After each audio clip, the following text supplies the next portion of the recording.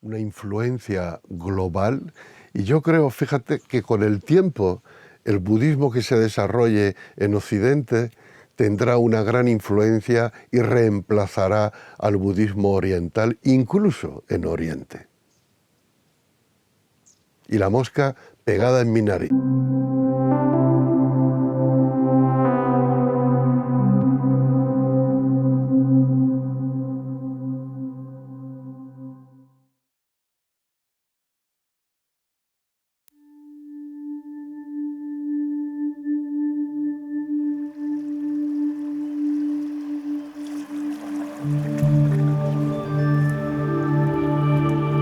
¿Crees que el mindfulness es una adaptación moderna del budismo contemporáneo? No lo creo. El mindfulness no es budismo. El mindfulness que conocemos, por ejemplo, el MBSR y los demás protocolos que han surgido a partir de él, no es budismo. De alguna forma está inspirado en el budismo. Utilizan técnicas de enfoque, de meditación, de anapanasati o atención a la respiración, procedentes del budismo, pero el mindfulness que se está enseñando no es budismo, no hay que confundir con budismo, son dos cosas completamente distintas. Sin reglas éticas, ¿es el mindfulness una peligrosa arma de desnaturalización del budismo esencial? Bueno, yo no diría arma, ¿no? Arma es una palabra un poco fuerte. Yo diría que es una herramienta, es una técnica que ha sido sacada del contexto ético y cognitivo en el que fue enseñada por el Buda y entonces, pues, por ejemplo, al pregonar que la práctica de mindfulness es estar en el instante presente sin ningún juicio,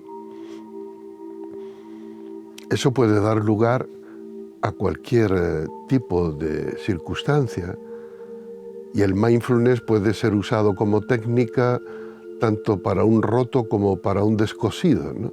Sin tener en cuenta algunos principios básicos de la atención plena sati enseñada en el budismo, que es el respeto al contexto ético-cognitivo en el que el Buda enseñó la atención plena o sati. Por eso nos encontramos hoy día que pues, los marines de Estados Unidos hacen cursos de mindfulness, francotiradores hacen cursos de mindfulness, una técnica que no tiene en cuenta el propósito y la motivación para los que fueron enseñadas por el Buda Sakyamuni. Entonces, por ejemplo, ahora se dice que muchos ejecutivos practican algún tipo de mindfulness o que las grandes empresas como Microsoft o Google subvencionan cursos de mindfulness para sus empleados con el fin de que se vuelvan más productivos, ¿no? Sati, la atención plena enseñada por el Buda, no fue enseñada, no fue transmitida con este propósito, sino que es una herramienta de despertar a la verdadera naturaleza del yo y a la verdadera naturaleza de la realidad, más allá del yo, mí, me, conmigo, que es el mundo del individualismo y del egocentrismo actual, que trata de utilizar cualquier tipo de técnica ancestral, finalmente para la satisfacción de los deseos egocéntricos, ¿no? ¿Hacia dónde crees que se dirige el budismo como religión con el nacimiento de conceptos como el mindfulness? Bueno, ya he dicho antes que yo no creo que el mindfulness convencional que se conoce sea budismo. Incluso el protocolo de mindfulness basado en la tradición budista que he creado y he puesto a punto y se está enseñando e impartiendo, tampoco lo transmitimos como budismo, lo transmitimos como un protocolo, una práctica basada en la tradición budista, pero presentada de una forma laica, aconfesional, de manera que cualquier persona pueda iniciarse a la práctica de la atención plena sin necesidad de entrar propiamente en el budismo. Pero claro, esto plantea la pregunta, ¿qué es el budismo? ¿El budismo es en realidad una religión? ¿Es una filosofía? ¿Es una forma de vida? A mi primer maestro Taisen de Shimaru, le gustaba decir que el Zen, en concreto, es la religión más allá de cualquier religión, incluso del budismo. Esto debe ser entendido.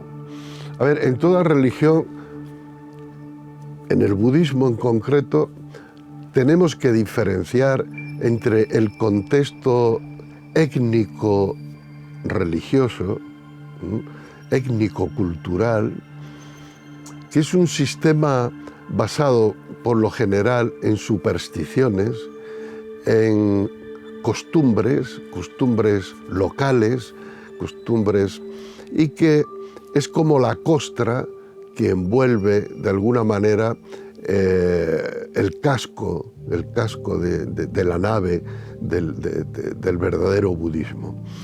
Pero hay que diferenciar este contexto étnico-religioso del contexto ético-cognitivo, que sería la esencia de la enseñanza del Buda y que en un sentido amplio puede ser aceptada por cualquier persona, sea cual sea su religión. El problema con el mindfulness en Occidente es que con el fin de crear un sistema de meditación, de cultivo de la atención plena adaptado a la mentalidad occidental y que sea aceptado por la ciencia y por el mundo académico occidental, ha prescindido del contexto étnico-religioso, y eso me parece que es loable, pero al mismo tiempo y sin pretenderlo, se ha alejado también, se ha salido del contexto ético-cognitivo. ¿Qué significa el contexto ético-cognitivo? Es la visión, la experiencia del despertar del Buda y la motivación con la que se practica el cultivo de la atención plena. Entonces yo creo que el budismo oriental, por decirlo así, sea cual sea la tradición mahayana, vajrayana, zen, si quiere realmente enraizarse en Occidente, debe dejar atrás un gran lastre basado en supersticiones, porque el budismo es como un transatlántico que ha estado navegando durante muchos siglos y actualmente lleva incrustada capas de costumbres étnicas, locales, de supersticiones populares, y que en Occidente ya tenemos nuestras propias supersticiones, de las que de alguna manera estamos tratando de liberarnos, como para asumir las supersticiones de otras tradiciones ahora, ¿no?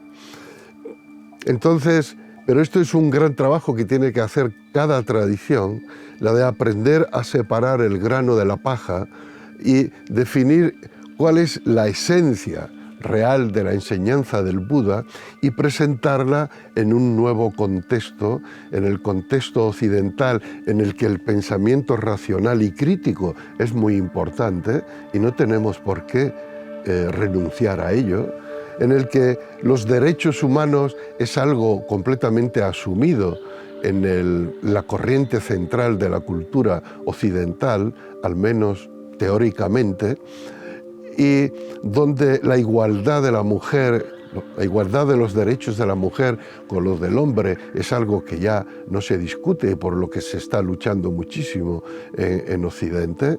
Y también otra rama importante, otro aspecto importante, es la asunción de la importancia de proteger el medio ambiente, de cuidarlo y de respetarlo y transmitirlo en unas condiciones vitales, óptimas, a las generaciones futuras. Así como la incorporación de la importancia del inconsciente que puso en evidencia el psicoanálisis en Occidente y que actualmente está siendo desarrollada por tantas corrientes de psicoterapia, ¿no? El budismo tiene que interactuar, tiene que dialogar de una manera constructiva, de una manera creativa y positiva con estas grandes corrientes de Occidente, y esto ya es algo que está sucediendo, es algo que ya ha empezado a suceder, y yo creo que en el futuro, en este sentido, habrá distintas formas de budismo adaptados a Occidente, distintas en las formas externas tal vez, de las tradiciones orientales que hemos recibido. Nosotros, por ejemplo, en esta comunidad, en este templo Zen Luz Serena, las recitaciones las hacemos ya completamente en español, ¿no?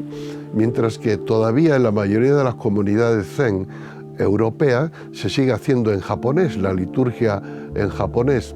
Hemos adaptado incluso los hábitos, la forma, estamos en ese proceso de transformación al mismo tiempo que tratamos de cuidar y de perpetuar la esencia de la enseñanza y de la práctica del Buda en el enfoque ético y cognitivo correcto, ¿no? Rokusho, ¿qué diferencia hay entre el mindfulness y la meditación Zen? Pues hay diferencia, hay grandes diferencias. Podríamos estudiarla en tres tipos.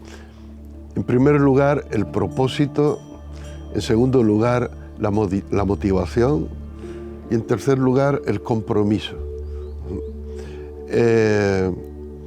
¿Cuál es el propósito general por el que la gente practica mindfulness? El mindfulness está enseñando como una técnica de bienestar, una técnica psicoterapéutica para reducción del estrés, para ayudar a salir de la depresión. Se está enseñando como una técnica de bienestar, de mejoramiento personal, lo cual es perfecto, está muy bien, es un propósito loable el trabajar, y si el mindfulness ayuda a que la gente esté mejor, es perfecto, está muy bien. Pero no es exactamente el mismo propósito que en el budismo. El budismo, la práctica de la meditación, está más allá de la búsqueda del beneficio estrictamente personal. El propósito es el despertar a la verdadera naturaleza de la realidad y a la verdadera naturaleza del yo, porque en ese despertar se encuentra la raíz de la sanación de la angustia existencial, que es el gran dolor profundo de todo ser humano y también de nosotros en Occidente.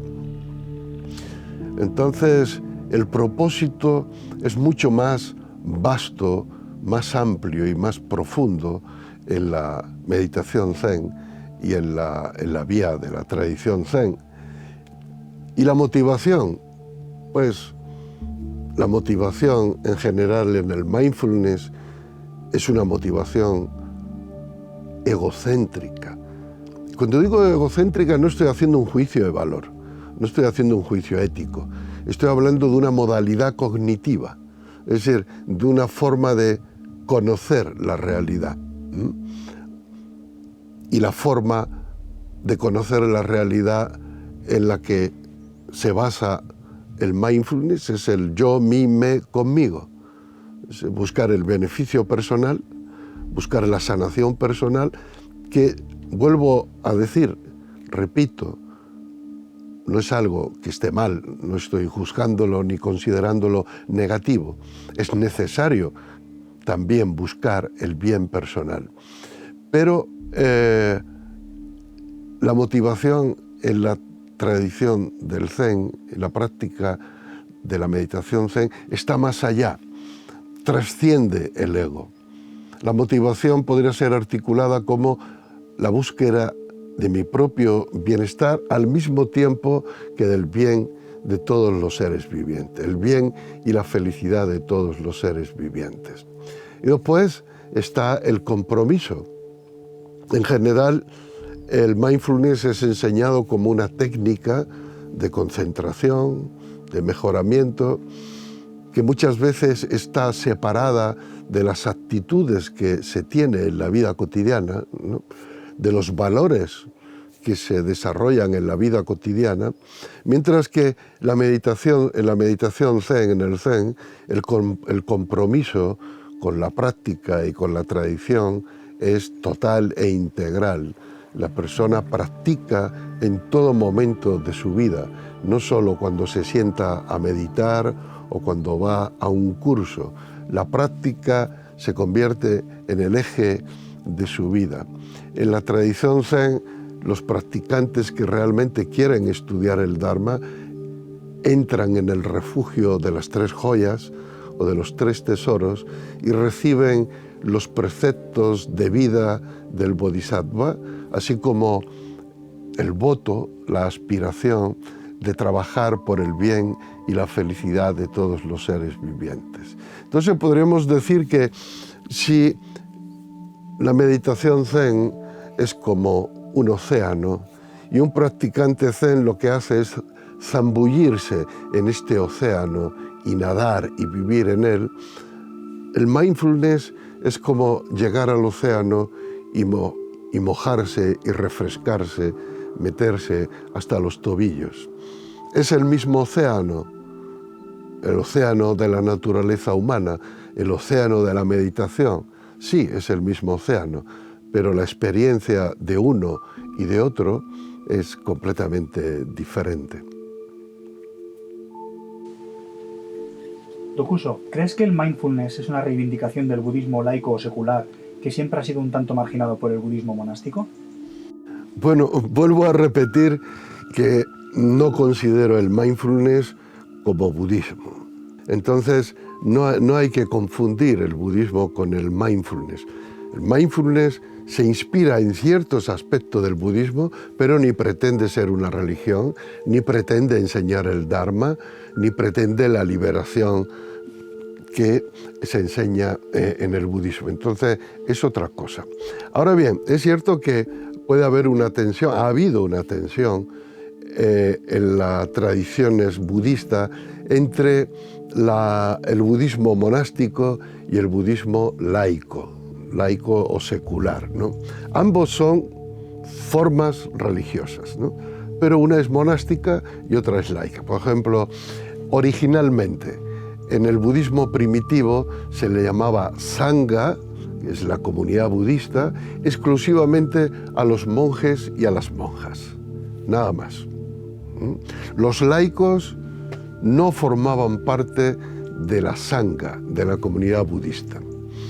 Después, con el budismo mahayana, en el siglo I antes de la era común, la sangha pasó a ser considerada como la asamblea formada por los monjes, las monjas, los laicos y las laicas. A partir de entonces, la práctica del laico y de la laica fue revalorizada, fue considerada, pero aún así, todavía incluso en el Mahayana y en casi todos los países budistas orientales, hay una gran diferencia entre la práctica monástica y la consideración que tienen los monjes y la práctica laica y la consideración que tienen los laicos. Digamos que los laicos están completamente marginados y tienen poca influencia y poco poder en las sanghas orientales. La situación es completamente distinta en Occidente. Aquí el 90% de los practicantes budistas son laicos y una minoría son monjes o sacerdotes. Incluso muchos de los monjes o sacerdotes, por ejemplo, en la tradición Zen, tenemos un estilo de vida más cercano a los laicos occidentales que a los monjes orientales. Por ejemplo, los monjes Zen podemos casarnos, podemos tener familia, podemos tener hijos. Mientras que en la mayor parte de las tradiciones budistas eso no es posible. Entonces yo creo que en Occidente habrá una revolución, se está produciendo una transformación muy importante en la que la frontera entre el budismo seglar, el budismo laico y el budismo monástico se está diluyendo. Tenemos la experiencia también de, por ejemplo, muchos monjes tibetanos que viven en Oriente conforme a los preceptos monásticos, muchos lamas, geshes, grandes maestros tibetanos que recibieron los votos monásticos en Oriente, cuando vienen a Occidente dejan los votos monásticos, siguen siendo maestros del Dharma, pero laicos, se casan, crean familias o no, pero dejan de ser monjes. La diferencia entre monjes y laicos se está diluyendo en Occidente y va a continuar todavía más. Por ejemplo, en nuestros retiros Zen, retiros de 5 o 6 días, de una semana, el 99% de los practicantes son laicos. Y durante esa semana seguimos un modelo de vida completamente monástico, con práctica del celibato, práctica del vegetarianismo, silencio, vida simple, dedicado 100% al estudio y a la práctica meditativa. Es una semana, de acuerdo. Después vuelven a su vida de laico, pero van impregnados de esa experiencia. A los 2 o 3 meses vuelven. Incluso aquellos que hemos recibido la ordenación monástica, como he dicho, tenemos una vida más parecida a la vida del laico en Occidente. Entonces yo creo que este será uno de los puntos importantes de la transformación que el budismo experimente en Occidente. No obstante, hay que reconocer la importancia de la sangha monástica, porque es gracias a ella que la tradición se ha transmitido de generación en generación hasta ahora. Y en Occidente tenemos un problema, un koan que resolver: cómo conservar, cómo recibir el Dharma, cómo estudiarlo y practicarlo a fondo, y cómo transmitirlo si no dedicamos el 100% del tiempo de nuestra vida a ello. Si no hay personas que entregan el 100% de su vida a ello, porque los laicos están ocupados con sus trabajos que necesitan para mantener a sus familias, tienen la mayor parte del tiempo ocupado y solo una mínima parte del tiempo lo dedican al estudio y a la práctica del Dharma. Esto no está bien ni mal, es mejor esto que nada, pero ¿cómo hacer para que el Dharma no pierda profundidad, no se convierta en una pátina superficial y pueda ser profundamente comprendido, practicado y experimentado y transmitido a las generaciones futuras? Este es un reto importante del budismo en Occidente. Dokuso, una duda. Actualmente el estudiante o el investigador, el buscador en el budismo, gracias a las tecnologías, gracias a la evolución del ser humano en sí, hemos tenido la suerte de que podemos conocer cómo piensa o cómo ve un monje bhikkhu, por ejemplo, de Sri Lanka, el budismo, cómo lo ve un monje zen de tierra pura japonés, cómo lo ve un monje tibetano, un lama tibetano, cómo lo ve un monje coreano, un monje chino, o te hablo de monjes, pueden ser laicos. Y además ahora mismo está el boom de la física cuántica en el mundo de la ciencia, que está revolucionando todas las antiguas teorías incluso está acercando algunas teorías budistas, están muy paralelas al conocimiento cuántico. ¿Crees que estamos viviendo actualmente quizá el nacimiento, la génesis de ese budismo occidental que se desentienda de las vestiduras orientales y cree un budismo étnico de aquí, tradicional de aquí, del oeste del mundo, de Occidente? Yo creo que con la venida del budismo a Occidente en el siglo XX se está produciendo uno de los hitos culturales, sociales, históricos más importantes de los últimos tiempos, porque la capacidad del budismo de dialogar con la ciencia, por ejemplo.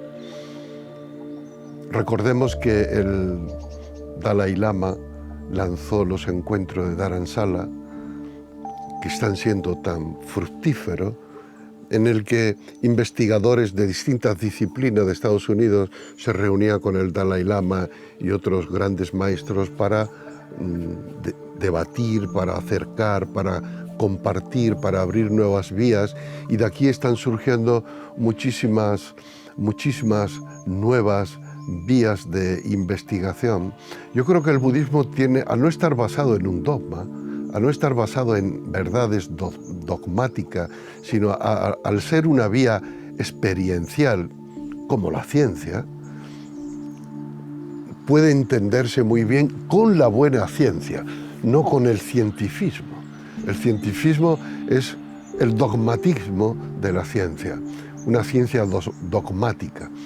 Ahí seguramente no, pero con la buena ciencia, la ciencia pura, la ciencia de alto nivel, seguramente la civilización futura, no ya occidental, sino global, tendrá una influencia muy fuerte del budismo y de la ciencia. Y tenemos que darnos cuenta también que en cualquiera de las grandes capitales de Occidente, en España, en Europa, en Estados Unidos, podemos encontrarnos tradiciones budistas muy distintas, procedentes de países distintos, que históricamente ni siquiera se han conocido y que no han interactuado entre sí, ¿no? Hablábamos antes de que siglos atrás un Theravada pensaba que el Theravada es la única forma de budismo verdadera y todas las demás eran falsas o degeneradas. Y todavía hoy día hay gente que, por ejemplo, no han salido de Sri Lanka, no han salido de su marco étnico y religioso y piensa que, por ejemplo, los monjes zen japoneses son diablos, no son auténticos budistas, ¿no? Yo he oído decir eso a monjes srilankeses, ¿no? Este alejamiento, este desconocimiento, este ignorarse mutuamente, como ha pasado en los siglos atrás, debido a los condicionamientos geográficos y a que los medios de comunicación, de movilidad, no estaban desarrollados como hoy día, pero hoy día, pues digo, en cualquier ciudad occidental podemos encontrar centros budistas tibetanos, centros budistas zen, centros budistas birmanos o coreanos, vietnamitas, y esto es algo bueno porque nos permite también encontrarnos, conocernos y darnos cuenta de lo que nos une más allá de las diferencias culturales y nacionales. Entonces, son signos de que el budismo se está convirtiendo, de hecho, en una influencia global, y yo creo, fíjate, que con el tiempo el budismo que se desarrolle en Occidente tendrá una gran influencia y reemplazará al budismo oriental, incluso en Oriente. Y la mosca pegada en mi nariz.